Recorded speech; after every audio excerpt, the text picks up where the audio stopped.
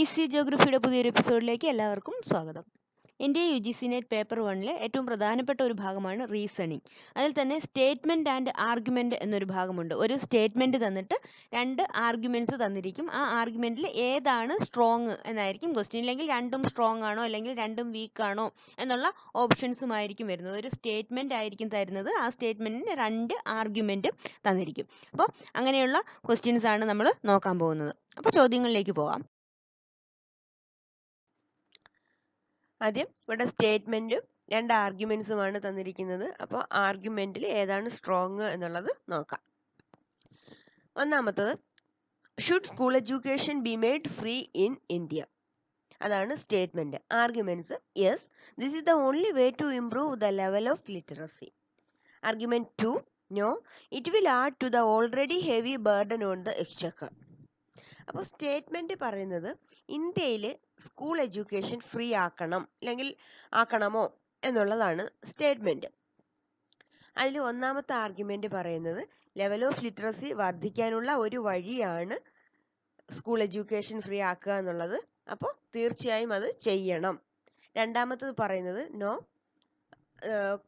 ഇപ്പോഴത്തെ തന്നെ ഖജനാവിൽ ഒരു ബർഡനാണ്, അത് കൂട്ടത്തേ ഉള്ളൂ. സ്കൂൾ എഡ്യൂക്കേഷൻ മുഴുവൻ ഫ്രീ ആക്കിയാൽ അത് ഖജനാവിലൊരു വൻ നഷ്ടമായിരിക്കും എന്നത്. അപ്പോൾ ഇവിടെ നമ്മൾ സ്കൂൾ എഡ്യൂക്കേഷൻ ഫ്രീ ആക്കണമോ എന്നുള്ള ആ ഒരു ചോദ്യത്തിനെ സപ്പോർട്ട് ചെയ്ത് പറയുന്ന this is the only way to improve the level of literacy എന്ന് പറയുമ്പോൾ നമുക്ക് അതിന് പിന്നെ മറ്റൊരു ആർഗ്യുമെൻ്റ് ഇല്ല. കാരണം തീർച്ചയായും സ്കൂൾ എഡ്യൂക്കേഷൻ ഫ്രീ ആക്കിയാൽ അത് ലെവൽ ഓഫ് ലിറ്ററസി ഇംപ്രൂവ് ചെയ്യും.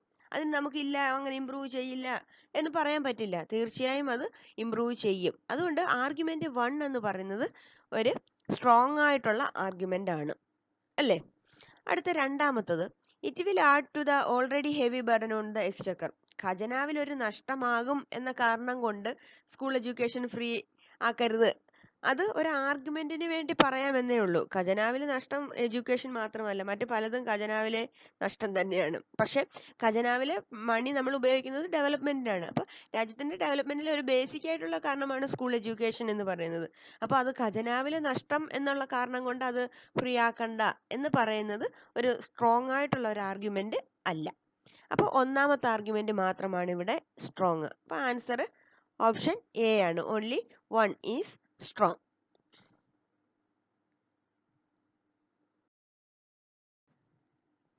അടുത്ത രണ്ടാമത്തത്, should there be women chief minister state in India ആണ് statement. Argument 1, yes, only then the plight of woman will be removed and their conditions will improve. Argument 2, no, a woman is not capable of ruling a state. അപ്പോൾ statement പറയുന്നത് women chief ministers ഉണ്ടായിരിക്കണം, Indian സ്റ്റേറ്റിൽ women chief minister ഉണ്ടായിരിക്കണം എന്നുള്ളതാണ്. അതിൻ്റെ argument പറയുന്നത്, support ചെയ്ത് പറയുന്നത് തീർച്ചയായും ഉണ്ടായിരിക്കണം. അതിലെ plight human will be removed and their conditions will improved. സ്ത്രീകളുടെ കണ്ടീഷൻസ് ഒക്കെ ഇംപ്രൂവ് ചെയ്യാനും അവരുടെ ഇപ്പോഴത്തെ ഒരു സാഹചര്യം മാറുന്നതിനും ഉള്ള ഒരു വഴിയാണ് വുമൺ ചീഫ് മിനിസ്റ്റേഴ്സ് ഉണ്ടാവുക എന്നുള്ളത്. ആർഗ്യുമെന്റ് 2 പറയുന്നത് no, a woman is not capable of ruling a state. ഒരു സ്റ്റേറ്റ് ഭരിക്കാനുള്ള കേപ്പബിലിറ്റി ഒന്നും സ്ത്രീകൾക്ക് ഇല്ല എന്നുള്ളതാണ്. അപ്പൊ നിങ്ങൾക്ക് എന്ത് തോന്നുന്നു, ഏത് ആർഗ്യുമെന്റ് ആണ് സ്ട്രോങ്?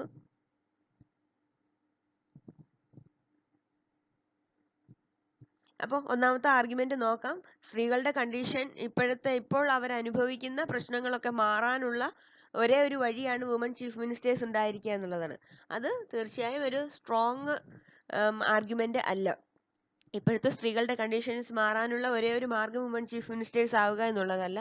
അതുപോലെ തന്നെ വുമൺ ചീഫ് മിനിസ്റ്റേഴ്സ് ആയാൽ തന്നെ കണ്ടീഷൻസ് മാറുക എന്നുള്ളത് നമുക്ക് പറയാൻ പറ്റില്ല. ആ ഒരു ആർഗ്യുമെന്റിനെ ഓപ്പോസ് ചെയ്ത് പല ആർഗ്യുമെന്റ്സും വരാം, അല്ലേ? അപ്പോൾ ആർഗ്യുമെന്റ് 1 എന്ന് പറയുന്നത് സ്ട്രോങ് അല്ല. ഇനി അടുത്ത രണ്ടാമത്തെ ആർഗ്യുമെന്റ് നോക്കാം.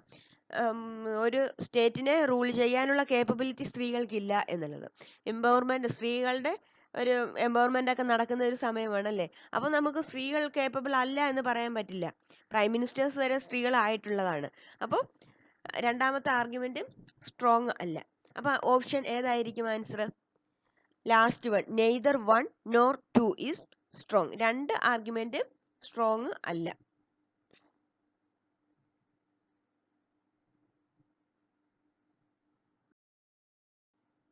മൂന്നാമത്തത് നോക്കാം. Should the educated people be given necessary work in villages?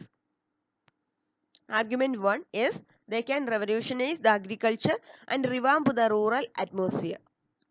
Argument 2, no, their education might be wasted there in villages. അപ്പോൾ സ്റ്റേറ്റ്മെന്റ് പറയുന്നത് എഡ്യൂക്കേറ്റഡ് ആയിട്ടുള്ള ആളുകൾക്ക് ആവശ്യമായ ജോലി വില്ലേജസിൽ തന്നെ നൽകണം എന്നുള്ളതാണ്. ഒന്നാമത്തെ ആർഗ്യുമെന്റ് സപ്പോർട്ട് ചെയ്ത് പറയുകയാണ് അവർക്ക് അഗ്രികൾച്ചറിൽ ഒരു വിപ്ലവകരമായ മാറ്റങ്ങൾ കൊണ്ടുവരാനും അതുപോലെ തന്നെ ഒരു റൂറൽ ഏരിയയെ നവീകരിക്കാനും ഈ എഡ്യൂക്കേറ്റഡ് ആയിട്ടുള്ള ആൾക്കാർക്ക് കഴിയും എന്നുള്ളത്. രണ്ടാമത്തെ ആർഗ്യുമെന്റ് പറയുന്നത് അവരുടെ ആ ഒരു വിദ്യാഭ്യാസം വില്ലേജസിൽ വേസ്റ്റ് ചെയ്യപ്പെടും എന്നുള്ളതാണ്.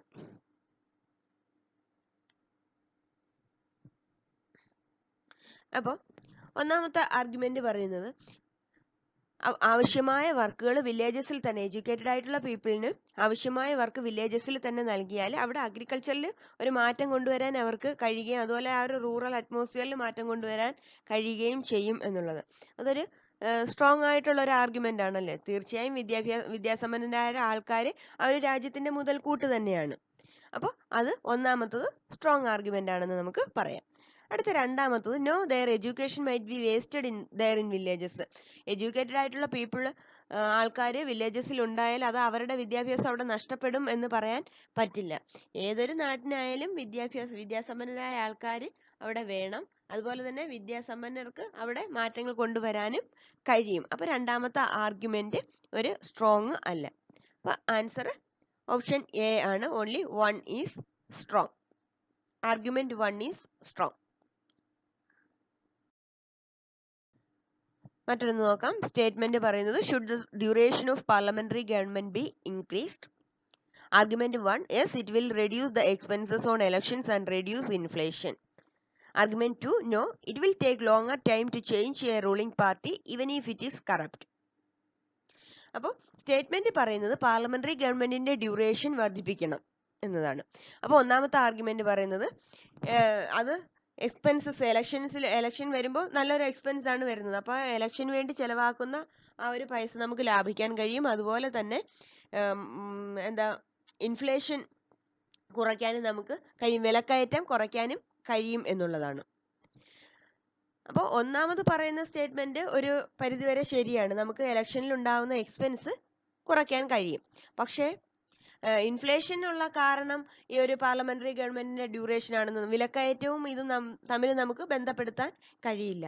അപ്പോൾ ഒന്നാമത്തെ ആർഗ്യുമെന്റ് സ്ട്രോങ് ആണെന്ന് പറയാൻ നമുക്ക് കഴിയില്ല. ആദ്യത്തത് മാത്രമായിരുന്നെങ്കിൽ reduce the expenses on elections ഉള്ളതായിരുന്നെങ്കിൽ നമുക്ക് അതിനൊരു സ്ട്രോങ് ആർഗ്യുമെന്റ് ആണെന്ന് പറയാം. പക്ഷെ അതിന്റെ കൂട്ടത്തിൽ ഇങ്ങനെയുണ്ട്, റെഡ്യൂസ് ഇൻഫ്ലേഷൻ ഉണ്ട്, വിലക്കയറ്റം കുറയ്ക്കാൻ കഴിയും എന്നുള്ളത്. അപ്പോൾ പാർലമെന്ററി ഗവൺമെന്റിന്റെ ഡ്യൂറേഷനും വിലക്കയറ്റവും തമ്മിലുള്ള നമുക്ക് റിലേറ്റ് ചെയ്യാൻ പറ്റില്ല. അപ്പോൾ ഒന്നാമത്തെ ആർഗ്യുമെന്റ് സ്ട്രോങ് അല്ല. അടുത്ത രണ്ടാമത്തെ പറയുന്നത് no, it will take longer time to change the ruling party even if it is corrupt. ഒരു കറപ്റ്റഡ് ആയിട്ടുള്ള ഒരു റൂളിംഗ് പാർട്ടി ആണെങ്കിൽ കൂടി നമുക്ക് കുറേ വർഷം എടുക്കേണ്ടി വരും. ഇപ്പം 5 വർഷം കൊണ്ട് മാറ്റാം അല്ലേ. അപ്പോൾ അത് കൂട്ടുകയാണെങ്കിൽ, ആ ഒരു ഡ്യൂറേഷൻ കൂട്ടുകയാണെങ്കിൽ നമുക്ക് അവരെ മാറ്റാനുള്ള സമയവും അതുപോലെ എടുക്കും. അപ്പോൾ രണ്ടാമത്തെ ആർഗ്യുമെന്റ് ഒരു സ്ട്രോങ് ആയിട്ടുള്ള ഒരു ആർഗ്യുമെന്റ് അല്ലേ. തീർച്ചയായും ഒരു റൂളിംഗ് പാർട്ടി കറപ്റ്റഡ് ആണെങ്കിൽ നമുക്ക് അവരെ മാറ്റാൻ കഴിയുന്നില്ല. ഇപ്പോൾ ഒരു ഡ്യൂറേഷൻ കൂട്ടുകയാണെങ്കിൽ വീണ്ടും അവരെ സഹിക്കേണ്ടി വരും. ഇപ്പോൾ 5 വർഷം കൊണ്ട് നമുക്ക് ആ ഒരു റൂളിംഗ് പാർട്ടി കറപ്റ്റഡ് ആണെങ്കിൽ 5 വർഷം കഴിയുമ്പോൾ അടുത്ത ഇലക്ഷൻ വരുമ്പോൾ മറ്റൊരു പാർട്ടിയെ നമുക്ക് കൊണ്ടുവരാൻ കഴിയും. പക്ഷെ ആ ഒരു ഡ്യൂറേഷൻ കൂട്ടുകയാണെങ്കിലോ എത്രയാണോ കൂട്ടിയ ഡ്യൂറേഷൻ അത്രയും വർഷം നമ്മൾ അവരെ സഹിക്കേണ്ടി വരുന്നു അല്ലേ. അപ്പോൾ രണ്ടാമത്തെ ആർഗ്യുമെന്റ് സ്ട്രോങ് ആണ്. ആൻസർ only 2 is strong എന്നുള്ളതാണ്. ആൻസർ ഓപ്ഷൻ ബി ആണ്. Last one, should private sector be permitted to enter in public utility services? Argument പറയുന്നത് yes, they are doing well in advanced western countries. Argument 2, no, it is risky to put these services in private hands. അപ്പോൾ statement പറയുന്നത് private sector ഒരു public utility സർവീസസിലും കൂടെ private സെക്ടറിന് permission നൽകണം എന്നുള്ളത്. അതിൽ ഒന്നാമത്തെ ആർഗ്യുമെന്റ് പറയുന്നത് വെസ്റ്റേൺ കൺട്രീസിലൊക്കെ അങ്ങനെ പ്രൈവറ്റ് ഹാൻഡ്സിൽ ഉള്ളത് നന്നായിട്ട് പ്രവർത്തിക്കുന്നുണ്ട്. ആർഗ്യുമെന്റ് രണ്ടാമത്തത് പറയുന്നത് അവരുടെ കയ്യിൽ പ്രൈവറ്റ് ഹാൻഡ്സിൽ അങ്ങനെ പബ്ലിക് യൂട്ടിലിറ്റി സർവീസസ് ഒക്കെ നൽകി അതൊരു റിസ്കി ആയിട്ടുള്ള ഏർപ്പാടാണ് എന്നുള്ളത്. അപ്പോൾ ഒന്നാമത്തെ ആർഗ്യുമെന്റ് നമ്മൾ വെസ്റ്റേൺ കൺട്രീസിൽ അവർ നന്നായി പെർഫോം ചെയ്തു, അതുകൊണ്ട് നമ്മുടെ നാട്ടിൽ പെർഫോം ചെയ്യാം, അല്ലെങ്കിൽ മറ്റൊരു രാജ്യത്തുള്ള വിജയം നമ്മുടെ രാജ്യത്തിലെ വിജയം എന്ന് നമുക്ക് പറയാൻ പറ്റില്ല. കണ്ടീഷൻസ് വേറെയാണ്, പല രാജ്യങ്ങളിലും കണ്ടീഷൻസ് വേറെയാണ്. അപ്പോൾ വെസ്റ്റേൺ കൺട്രീസിൽ, അഡ്വാൻസ്ഡ് ആയിട്ടുള്ള വെസ്റ്റേൺ കൺട്രീസിൽ അവർ നന്നായി പെർഫോം ചെയ്തു, അതുകൊണ്ട് ഇവിടെയും പെർഫോം ചെയ്യും എന്നുള്ളത് നമുക്ക് പറയാൻ പറ്റില്ല. അപ്പോൾ ആർഗ്യുമെന്റ് 1 അത്ര സ്ട്രോങ് ആയിട്ടുള്ള ഒരു ആർഗ്യുമെന്റ് അല്ല. അടുത്ത രണ്ടാമത്തെ ആർഗ്യുമെന്റ് പറയുന്നത് ഇങ്ങനെ പബ്ലിക് യൂട്ടിലിറ്റി സർവീസസ് ഒക്കെ ഒരു പ്രൈവറ്റ് ഹാൻഡ്സിൽ എത്തിച്ചേർന്നാൽ അത് വളരെ റിസ്കി ആണ് എന്നുള്ളത്. അതും ഒരു സ്ട്രോങ് ആയിട്ടുള്ള ഒരു സ്റ്റേറ്റ്മെന്റ് ആണെന്ന് പറയാൻ കഴിയില്ല. കാരണം പ്രൈവറ്റ് ഹാൻഡ്സിൽ എത്രയോ വലിയ വലിയ ബിസിനസ്സും മറ്റുള്ള കാര്യങ്ങളെല്ലാം തന്നെ പ്രൈവറ്റ് ഹാൻഡ്സിൽ സേഫ് ആണ് അല്ലേ. അപ്പോൾ പിന്നെ അത് ഈ പബ്ലിക് യൂട്ടിലിറ്റി സർവീസ് അവരുടെ കയ്യിലെത്തുന്നത് റിസ്കി ആണ് എന്ന് പറയാൻ പറ്റില്ല. കുറേ ഉദാഹരണങ്ങൾ നമുക്ക് പറയാൻ കഴിയും പ്രൈവറ്റ് ഹാൻഡ്സിൽ സേഫായിട്ടും സെക്യൂർ ആയിട്ടുമുള്ള കാര്യങ്ങൾ. അപ്പോൾ നമുക്ക് രണ്ടാമത്തതും ഒരു സ്ട്രോങ് ആയിട്ടുള്ളൊരു ആർഗ്യുമെന്റ് ആണെന്ന് പറയാൻ കഴിയില്ല. അപ്പോൾ ആൻസർ ഓപ്ഷൻ ഡി ആണ്. Neither 1 nor 2 is strong.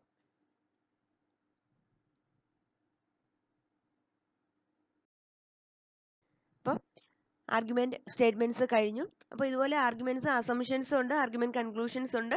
അപ്പോൾ ഇതെല്ലാം തന്നെ മോക്ക് ടെസ്റ്റ് ആയിട്ട് നമുക്ക് ചെയ്യാം. നിങ്ങളുടെ വിലയേറിയ അഭിപ്രായങ്ങളും നിർദ്ദേശങ്ങളും അറിയിക്കാൻ മറക്കണ്ട. മറ്റൊരു വീഡിയോയുമായി നമുക്ക് വീണ്ടും കാണാം.